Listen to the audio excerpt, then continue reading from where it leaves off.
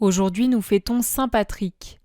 Il est né vers 390 en Grande-Bretagne. Il est élevé dans une famille catholique, mais n'est pas très fervent dans sa jeunesse.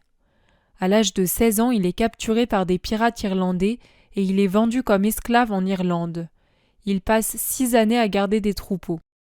C'est durant cette période difficile qu'il se convertit profondément.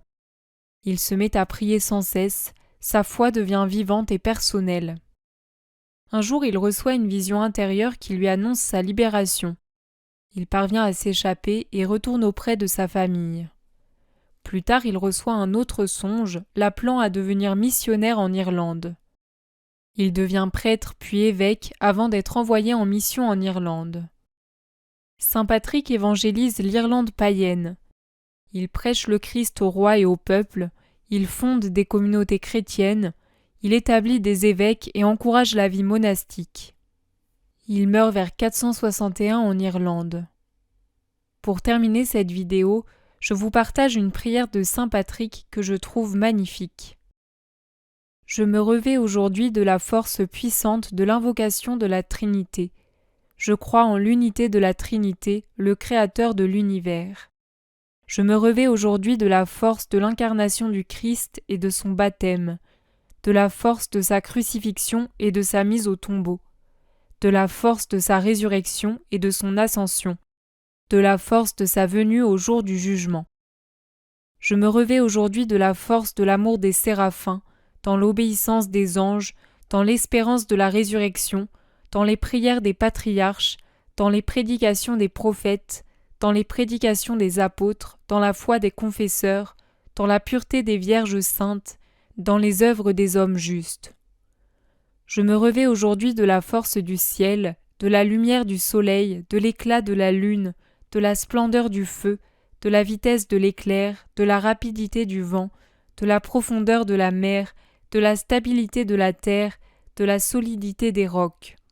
Je me revais aujourd'hui de la force de Dieu pour me guider, de la puissance de Dieu pour me soutenir, de la sagesse de Dieu pour m'instruire, de l'œil de Dieu pour veiller sur moi, de l'oreille de Dieu pour m'entendre, de la parole de Dieu pour être avec ma bouche, de la main de Dieu pour me guider, du chemin de Dieu pour me précéder, du bouclier de Dieu pour me protéger, de l'armée de Dieu pour me garder en sécurité des filets des démons, des séductions des vices, des inclinations de la nature, de quiconque médite de me faire du mal, de loin ou de près, qu'il soit peu ou nombreux.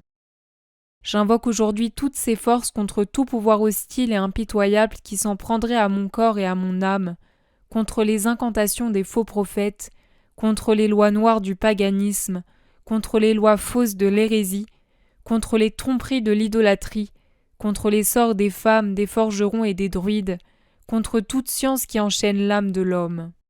Ô Christ, protège-moi aujourd'hui de tout poison, des brûlures, de la noyade, d'une blessure mortelle, afin que je puisse recevoir une abondante récompense. Le Christ avec moi, le Christ devant moi, le Christ derrière moi, le Christ en moi, le Christ au-dessous de moi, le Christ au-dessus de moi, le Christ à ma droite, le Christ à ma gauche, le Christ à l'avant du chariot, le Christ sur le siège du chariot, le Christ à l'arrière du chariot, le Christ dans le cœur de quiconque pense à moi, le Christ dans la bouche de quiconque me parle, le Christ dans tout œil qui me voit, le Christ dans toute oreille qui m'entend. Je me revais aujourd'hui de la force puissante d'une invocation à la Trinité. Je crois en l'unité de la Trinité, le Créateur de l'univers. Amen.